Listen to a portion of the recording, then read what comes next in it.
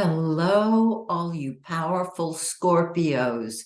You, in my opinion, you are the most powerful sign in the entire zodiac.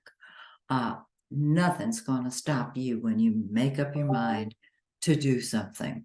So, I have your forecast for October, which I will share in just a minute. I love the way it looks, but first, I've just got to tell you about my latest baby. This is my latest book, Secrets from the Womb, and it subtitles The Hidden Pact That Runs Your Life. For many years, as many of you know, I've been an astrologer, but I've also been a spiritual teacher.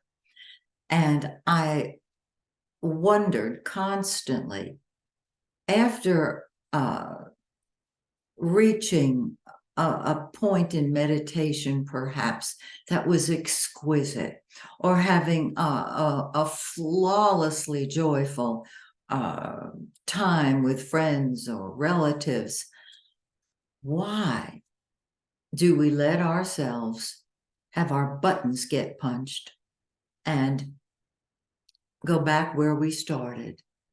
We let go of the joy. Why do we do that? Well, I had reached up to here and I put the question out again to Spirit, and I got the answer, and I'm holding it in my hand. This is a simple 3-step technique that Spirit gave me.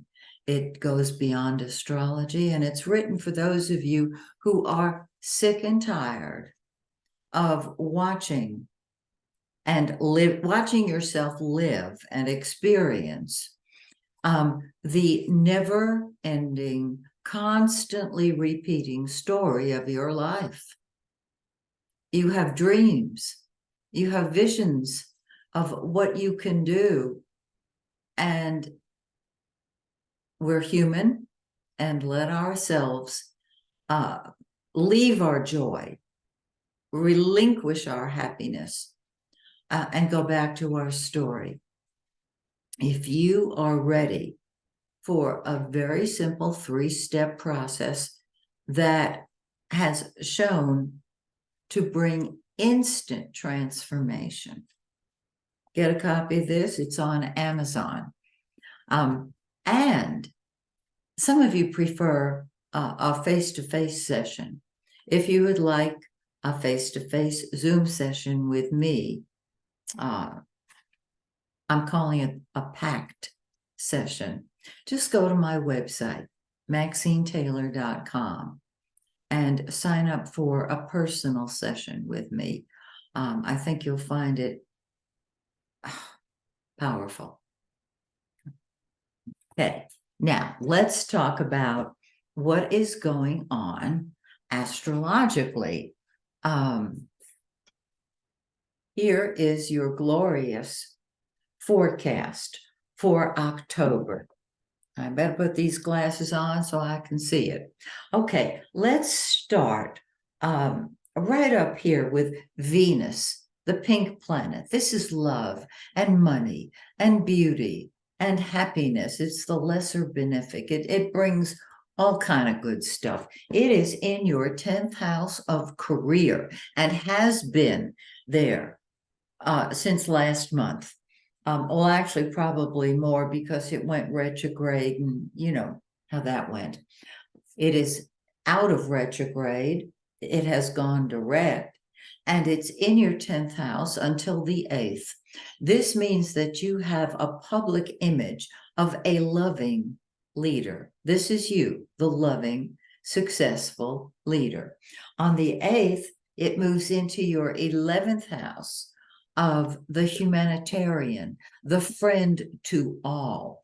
And that is beautiful. You're going to love being with your friends. You will be able to give and receive universal love. This is not a romantic kind of situation. It's doing for the whole so that the individual may achieve what they want. It brings out the humanitarian in you. It's quite lovely. So I encourage you to reconnect with friends that you may have let go of for a while after the 8th. Okay, now let's look at the sun, the yellow planet. That is the giver of life. And it is in your 12th house. It's been in your 12th house. It's going to stay in your 12th house of behind the scenes activities. You want your solitude, you want your privacy. The center of your world is the spiritual side, or simply being alone with maybe one special person. But you want solitude until the 23rd, when the sun moves into your first house and you say, here I am, signed, sealed, and delivered. And what happens then is that you become the center of your life. And this is great because you can do what you want, when you want, how you want, because you want.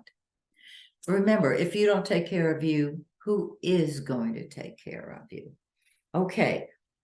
See Mars, the red planet? It too it has been in your 12th house. Now, wherever Mars is, that's what's number 1 to you. Wherever the sun is the center of your life. You can see that this is quite a powerful placement. Mars says, my way or the highway. I'm doing what I want, when I want, how I want, because I want. And that's probably why the 12th house is so important to you, because you have your solitude and privacy. Okay, on the 8th, Mars moves into your first house, and Mars rules the first house in the natural zodiac. And so we are talking about taking a stand for yourself, fighting for you, so to speak. This is very, very powerful. And I guess the mantra is lead, follow, or get out of the way. But the other mantra is, I'm doing what I want, when I want, how I want, because I want. You rock, Scorpio. Now, Mercury, the blue planet, is nothing like the sun or Mars. Wherever Mercury is, that's what you think about and talk about, okay? It has been in your 11th house. So you've been talking to your friends and thinking about your friends. It's really beautiful. On the 4th, it moves into your 12th house, behind the scenes activities. But Mercury is the conscious mind, and the 12th house is the subconscious mind. So you may not be clear on the ideas that are coming to you. Fear not, because on the 22nd, Mercury moves into your first house, and you say, got it now. Here's what I'm about doing. And you hit the ground running. I love it. Okay. I don't want you to think that you're in solitary, because if you look over here at Jupiter, the greater benefic, Jupiter expands everything it touches. It creates money. It creates truth. It creates abundance, except that it's retrograde. So it's not functioning at its peak performance. It will later on this year, so stay in touch with me and I'll let you know when it occurs, okay? But this 7th house is the house of the one-on-one relationship, partnership. And that is what you are creating for yourself, one-on-one situations.